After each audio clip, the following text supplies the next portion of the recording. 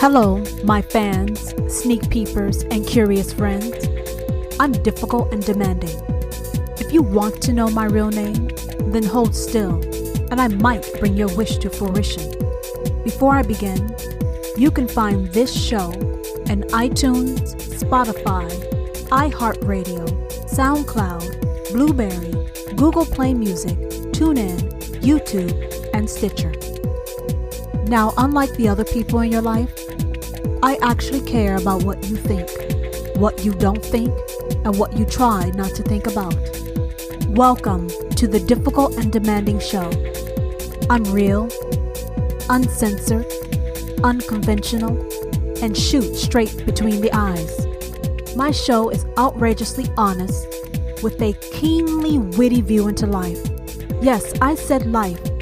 That's what we do every single day. We are living life. Well, some of us at least. I'm going to provide laughter, shock, while touching your inner being. Maybe your body if you're lucky. Why do I call myself difficult and demanding? Well, first, because I can. 2, because I'm not supposed to. 3, this is the most important point.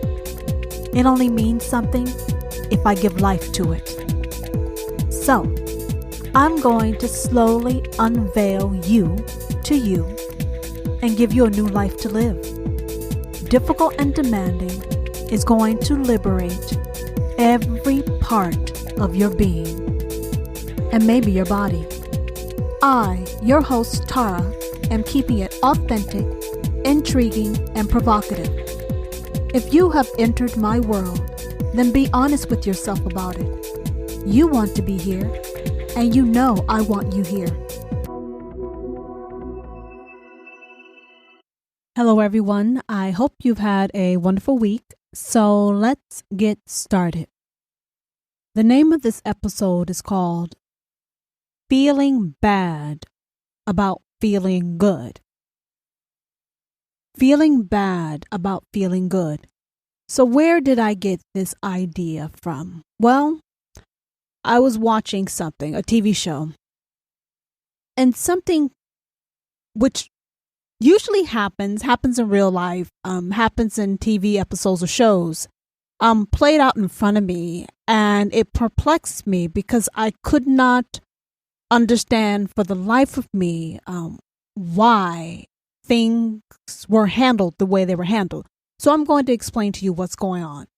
You have a man and a woman. They're married. And they've been married for a while, and they have a kid. Now, the husband, you can interchange the bad guy or the good guy in this situation. Just don't get stuck on the fact that I said the guy. But in the TV show that I was watching, it was a guy. So the husband, the guy, he is a drunk. He is irresponsible. He tells lies. He's not available. People can call him a whole bunch of fucking adjectives to describe him and his behavior. But that's not what I want to focus on. But this man and woman, husband and wife, they're married. They have a kid. And due to the circumstances, the dynamic in their relationship, the husband not being around, she's frustrated. She decides she's going to have an affair, a love affair with someone else. So she's married to a husband that some people would call a fucking deadbeat. And she decides to have an affair. Now, I'm assuming she's having the affair because she wants to feel love. She wants to feel safe, secure. She wants to feel desired. She wants some form of stability. She wants some form of maturity. Her reasons, her list, they're hers. But this is what she's doing in the show. She's cheating with this other guy. So one night, her husband is out drinking, doing whatever. So she decides to let the child sleep over at a friend's house. So basically she can have the night to herself. Well, this particular night, she wasn't spending it by herself. She was spending it with her lover. She went over to her lover's house. They fucked. She climaxed. She stayed the night. When she woke up early in the morning, she saw a text on her phone. And the text was from her husband. And the text was a plea, a cry for help, because the guy actually ended up dying, being murdered. Okay? That's not the point. He ended up dying. He's no longer living on this earth. So she's lying in another man's home, in another man's bed, getting fucked by another man, while her husband is quote unquote being killed. Okay? Are you with me here? So she goes home, starts trying to pick up the pieces, trying to understand what's happening. The police and everyone's interviewing, yeah. But the fact is she's in mourning. She has a child now. She's widowed. And when her husband tried to contact her, she was busy getting fucked and fell asleep and didn't get the message. So this lady, the wife, is feeling really, really distraught. She's upset because she feels that she is responsible for what happened to her husband. Come on, work with me here. She was with another man getting fucked. Her husband was out someplace getting drunk. The child was someplace safe having fun. The husband ends up dying. And she feels guilty. She feels really, really bad about the fact that while her husband was dying, she was fucking dying of pleasure. She was dying of pleasure. And she feels that she is responsible for her husband's death because she did not pick up the phone, did not answer the text when it came through because she was getting her fucking body banged the fuck out. Now, a lot of you probably can relate to this, what I'm saying. You're saying it makes sense. You see, but to me, it doesn't make any sense. It makes no sense at all. How are we connecting two unrelated events and tying that shit together and putting a fucking bow on it? But that's not where I stopped with this. So the guy she was having an affair with, he's over at her house now while she's mourning. He's chopping wood. He's fixing things around the house. He's helping her with her son. He's helping her through this mourning period. And then she decides one fine morning to tell him that she no longer wants to see him. She does not want to see him because she feels bad. She feels responsible for her husband's death. Because if she was not fucking him, then her husband may be alive. If she was not fucking him, her husband would be alive. Now keep in mind, she was nowhere around her husband. She had nothing to do with what was going on with him. He was out there doing his own thing. Drinking, whatever he was into. Okay, he was indulging in his goddamn dark side. And clearly she was indulging in hers. But the only difference is she's alive and he's dead. And she thinks because she was feeling good, she was happy, she was getting the love, the affection, the attention, the passion that she needed and wanted, that she is responsible for her husband's death. Her happiness, her joy, her bliss, her fulfillment is wrong because her husband died. Now, I know what I'm talking about is very, very touchy, very, very sensitive. But the reason why I want to talk about this is because we as people, as humans, have this audacious need, brazen need to connect things that do not need to be connected. They are unrelated. And our logic on how we think things through is wrong. I'm not saying his death was right. It was unfortunate. But you cannot take responsibility for things that have nothing to do with you. They have nothing to do with you. This woman was married. Yes. She was cheating. Yes. Her husband died. Yes. She was feeling good while he was dying. Yes. He is dead. Yes. She is alone. Yes. She is alone, widowed with a child. Yes. she already has a man lined up in place. Yes, that she likes, she enjoys, and he makes her feel really fucking good. Yes. Now her husband is gone. Yes. She's basically single and free. Yes. Now you need to answer this question for me.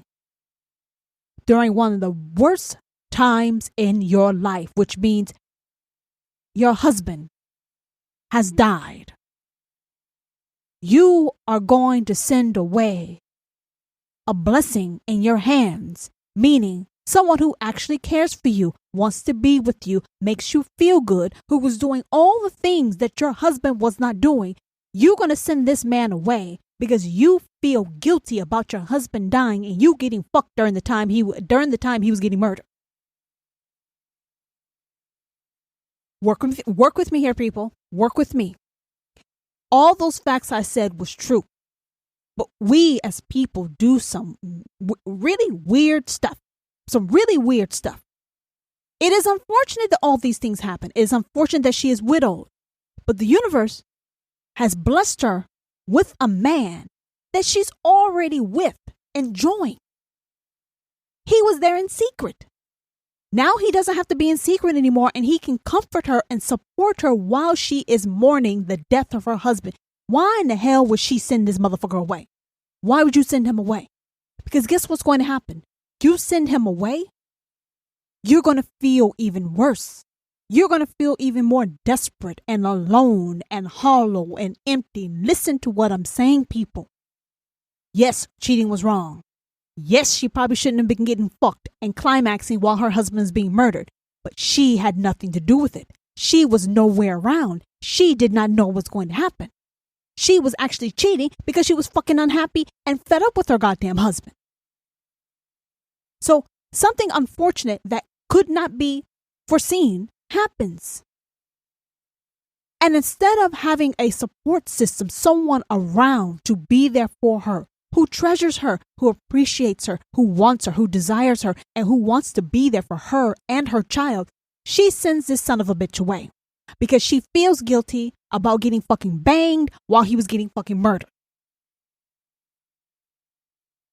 I'm telling you, that is wrong. You do not send the gifts that are given to you from the universe away. Now, I would like to say, quote unquote, that sometimes how your gifts come to you could be under some fucked up circumstances. Okay? I'm not going to lie to you. The situation is really, really messed up. But you have to have clarity of thought. You have to have a clarity of mind to kind of see through the fucking dust and the haze and try to make sense of the situation. Yes, you've lost your husband, but you don't have to go through this alone. You have someone there already that you have a connection with. You slept with his fucking ass. Clearly you like him. He likes you. Your son likes him. What's the problem? Oh, it looks wrong. Huh? It looks wrong. It looks wrong to have someone that fast. It looks wrong to move on so soon. It looks wrong because you were cheating the whole time. And now your husband's dead and people are going to think there's something wrong with you or you've done something wrong because you got a man that fast.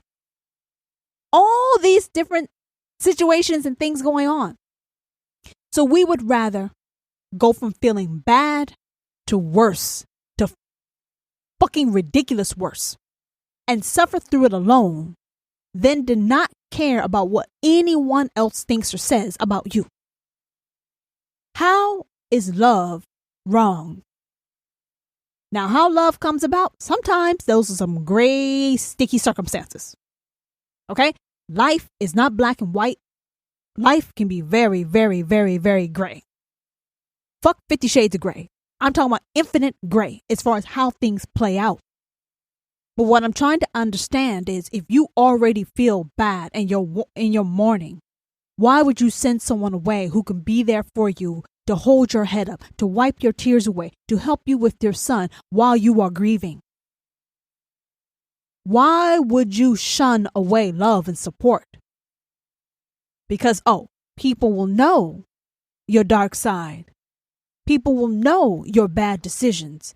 People will know that you do not look as good on the outside as you want people to think, right? It's keeping up our image. It's not the human component. It's the image component.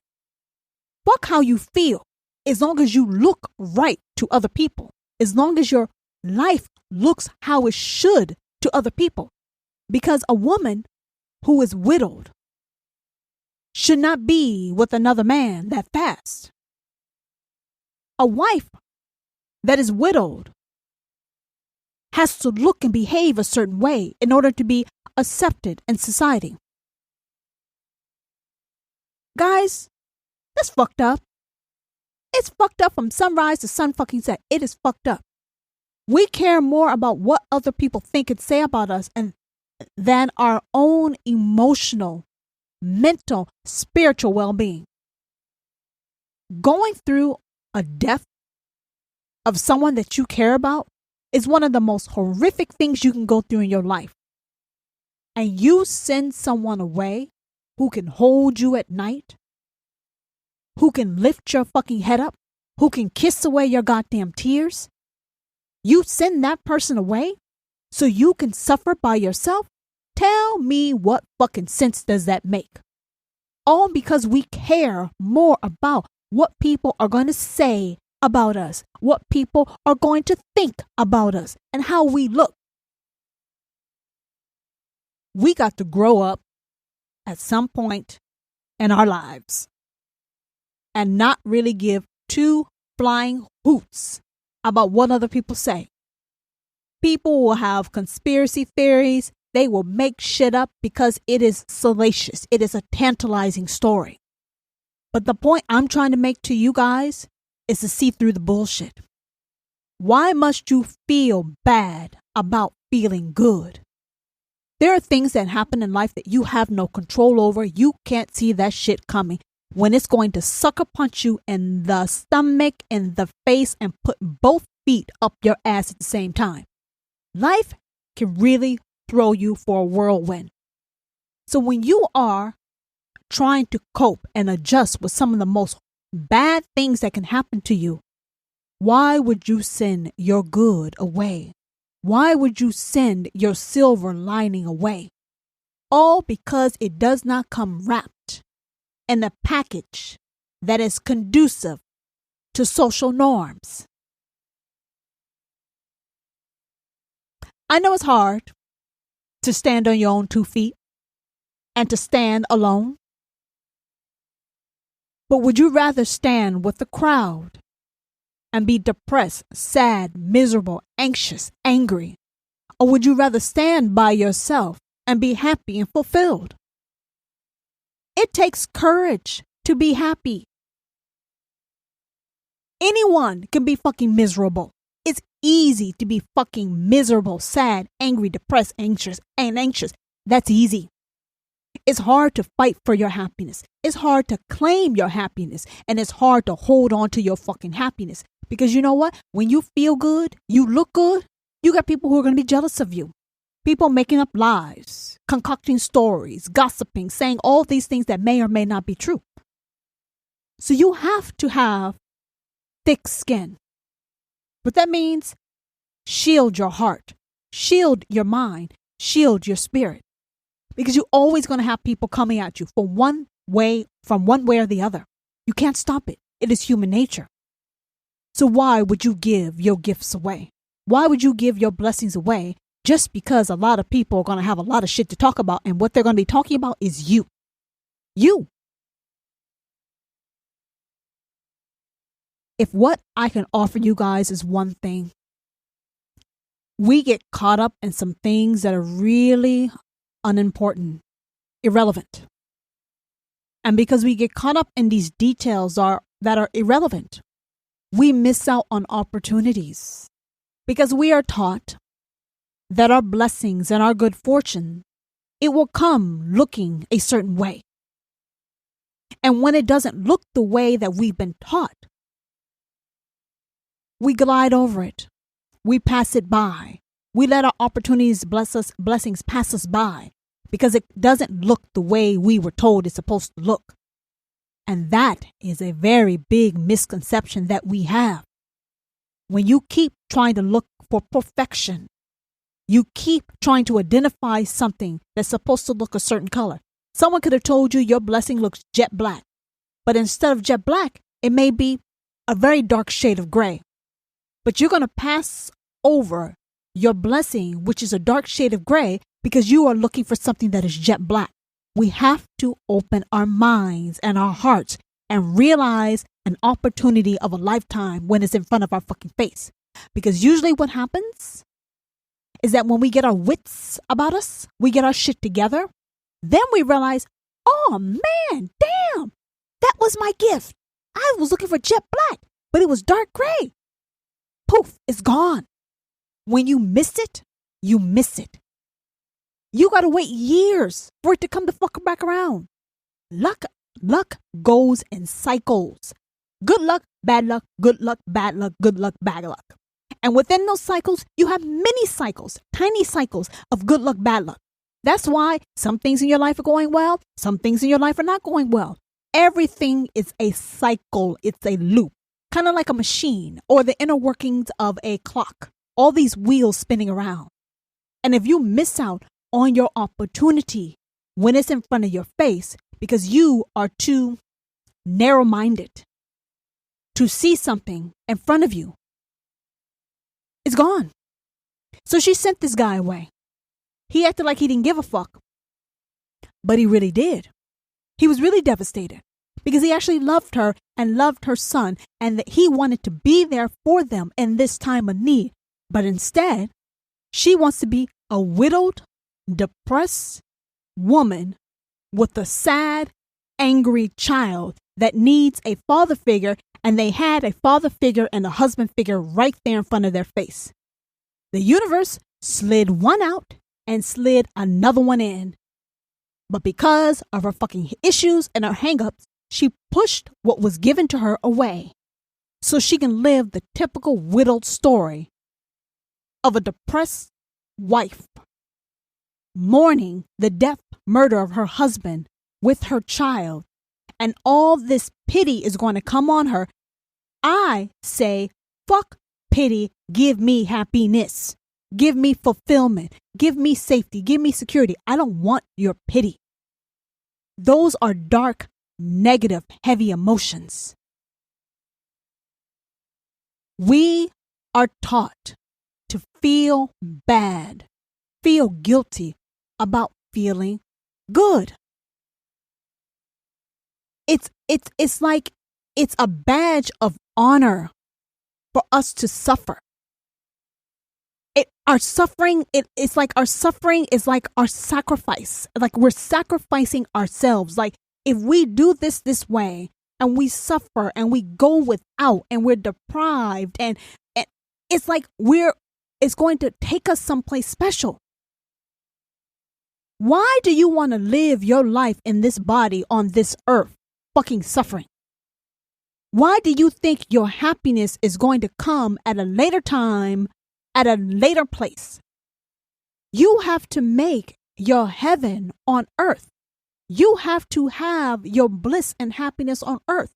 Why are we living for the future instead of enjoying the present moment? All you have is right now.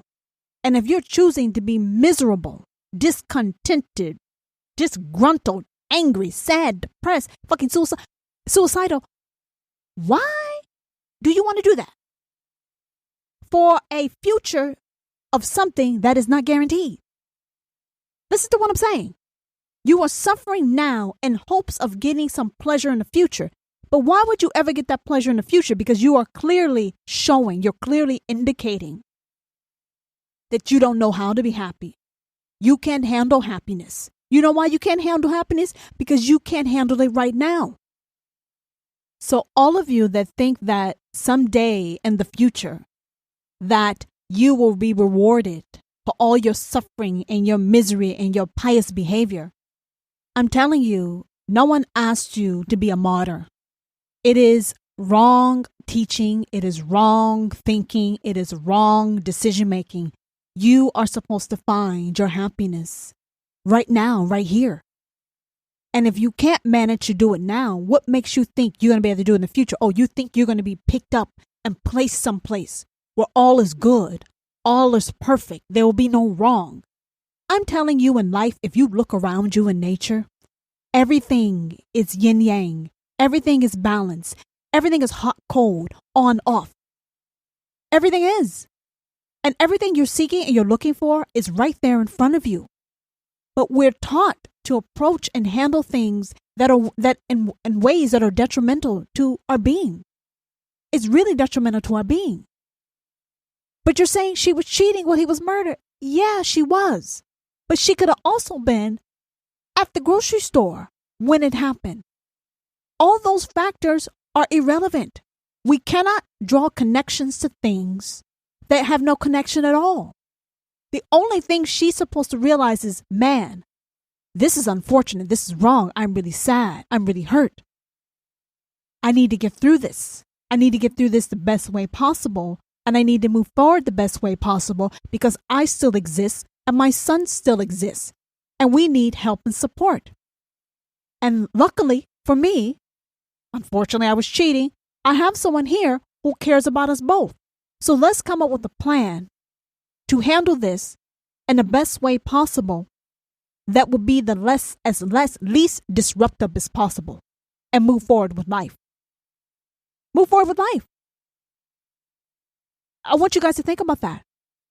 We cannot feel bad about the good that's in our life. I know when you're doing well, you get a lot of jealous looks, a lot of people saying mean things. They sending you bad vibes, bad energy. But humans being jealous, you cannot change that. You cannot do anything with that. You have to understand that. So you have to be courageous and embrace the good that's in your life. Because if you do not embrace the good that's in your life and you're feeling bad about the things that have been given to you, you can lose that. What you have today can be gone tomorrow. So why not treasure it, protect it, respect it, honor it, appreciate the fact that it's in your life. You have to appreciate it. I'm not saying that you go around and flaunt your good fortune in other people's face, but I'm also not saying that you should hide your good fortune. You should not hide the fact that you're doing well. You should not hide the fact that you're happy, but you should be compassionate. You should be understanding about others because they may not have your good fortune. But we all have our good fortune. We all have our bad fortune. So it's very important for us to be cognizant, to be aware of our surroundings and the people we have around us and how they're looking at us and the energy they're sending towards us and the energy we're giving out. For example, me, like I said, I'm over 40. I'm 43 actually. I look like I'm 20. Now, I'm very fit, extremely fit. I take pride in that because I bust my ass to look like that. But not everyone my age, older or younger, may not look like me. So I'm very conscious of what I wear when I wear it. Now, I'm not saying I hide myself and I wear a muumuu. No. But I also try to be sensitive to the people and things around me because I don't want any more bad juju, negative energy coming in my life than necessary. Now, does that mean that I feel bad about the way I look? No. Like I said, I bust my ass for that. But I'm also aware of human nature, of human side's dark nature. People smile in your face, but they really want to stab you in the fucking back. They're looking for your downfall. So all of us need to learn how to be soldiers, to own, to fight our good fortune and blessing. But we also have to have eyes all around our fucking head to make sure that we're looking out for that good fortune because people like to see other people suffer. People like people to lose things that they covet. Yes, if people can take something from you, trick something from you, they will do so. If people can watch you lose what you have, they will do so. Because we are taught that suffering is good. Suffering means something. Suffering means we're going to have deliverance in the future. And I'm telling you, stop living in the future and start living for right now. Start enjoying right now. Start realizing the fact that you have something in your life that makes you feel good, but it may not look right. I'm telling you, Go with how it makes you feel and not how it looks, and figure the rest of the shit out later, or don't care about it. People are always going to have opinions. But what you will not have all the time, you will not have good luck all the time. You will have a healthy dose of bad luck, of shit that you have to work through, and it's going to take a long, hard time to get through that shit. But the magical thing that you don't know is that whatever hardships you're going through, you are usually given the key, the safety net, or whatever else you need to get through that hard time. Did you people know that?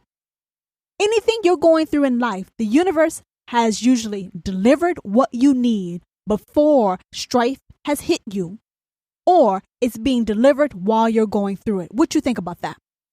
A lot of us think, oh my God, my life is so hard. I need a life jacket. I need a lifesaver. I need help. You were already sent what you need, what you needed before or at the beginning stages of your hardship. You're looking at me like I'm crazy. If you could look at me, I could see you looking at me like I'm crazy, but I'm going to share that information with you again. Those of you, which is most of us, all of us, who are going through some hardships, some hard times, I am telling you that whatever you are going through, your answer, your solution, your lifesaver, whatever it is that you need to get you through these rough patches, this rough time, has already been sent to you. But the fact is, you don't see it because it does not look a certain way. Do you understand how I'm connecting the dots here? We are giving blessings all the time, but we don't see it because we're looking for it in a certain location. We are looking for it to be a certain way. And unfortunately, nothing in nature is perfect. Every tree is different. Every bird is different. Every blade of grass is different. And that is why we cannot see what we need, because we're too fixated on something looking a certain way because that's what someone told you is supposed to look like. So we need to get out of our heads and get more in tune with our hearts and aware of our environment and start looking for the silver linings in our life. Because I can guarantee you 9.5 out of 10, your silver lining will not look the way you expect. Your silver lining will not be located in the direction that you expect. And until you start looking, you will miss it. And when you miss it, it is gone. And if you don't find your blessings in time, what's going to happen is that your suffering is going to be prolonged and you will have to wait for the next turn of Wheel of Fortune, your good fortune, to come back around to help you get out of this shit. Think about what I'm saying. Yeah, she was cheating, and she was coming as her husband was dying. But something greater than us knew this calamity was coming and had already sent her a man to be there for her and her son when this misfortune happened. But because of our dogmatic views, our narrow-minded views, she sent her gift away that was supposed to alleviate her hurt, her distress. So I'm asking all of you to take a moment to pause and look at your life. Look at the areas that are giving you the most pain. Look at your pain points and see if you can find your gifts, the solutions to help you get through it. I can guarantee you it's there, or it was there, but you missed your window of opportunity. Life is about change. Life is about movement. Nothing stands still. The harder you work to keep things as is, the more likely it's going to be crushed, killed, and destroyed. We need to become more flexible, fluid, to navigate the winds of change of life. And when you do that, you can sense, you can see where opportunity lies. Opportunity is not what we've been taught or told. It looks, it feels, it acts, it responds very differently than anything we can expect. So if you want to get good at finding the silver linings in your life, because there's always a silver lining for every single cloud. Did you hear what I said? There's a silver lining for every fucking cloud. You just got to be boss enough, courageous enough to find it. And when you find it and you realize, oh shit, this does not look good. But you know what? I'm going to take it because I don't want to be miserable and I want to move forward in my life. You can do that. Or you can say, you know what? This doesn't look right. I'm going to stay miserable because I think that I'm going to get some badge of honor for being miserable. I'm telling you, it's never going to come. We can live a much happier, fulfilling life if we become more respectful of how the laws of this world work. When you're unhappy, you're sad, you're angry, depressed, that's a lot of negative, dark emotions. You're not supposed to stay in those emotions very long, and you're not supposed to sweep those emotions in the closet. You're supposed to deal with the shit, find the treasure key, find your treasure, and move the fuck on with your life. But if you can't do that, you suffer. And you will continue to suffer. And I can tell you that badge of honor, that trophy, that kingdom come that you're waiting for, you'll be waiting a long goddamn time. Matter of fact, I suggest you hold your fucking breath. You'll be put out of your misery a lot sooner by holding your breath than doing this martyr role that you've been performing. It's all a lie. Take your blessings as they are, because if you don't take it, I can guarantee you someone will take your goddamn place and will take what's yours. When something is given and you're not willing to receive it, it goes to the next best person, whether that be a man, a job, a car, money. You can fill in the blanks as you see fit. But I can tell you, if you don't take it, someone else will. Just because you can't see an opportunity, there are people like me who can see the opportunity covered in shit and will wash that shit off and move the fuck on with life. So I hope you learned something. If you haven't, I understand. I appreciate you listening. Don't feel bad about feeling good. Be appreciative. Be respectful. And I'll speak to you all next week. Until the next time. Are you disappointed this has come to an end? Well, it doesn't have to. Reach out and follow me on Instagram at Difficult and Demanding and let me know what you think about this episode and my show. Episode 110 will be here the week of September 28th, 2020 from Difficult and Demanding.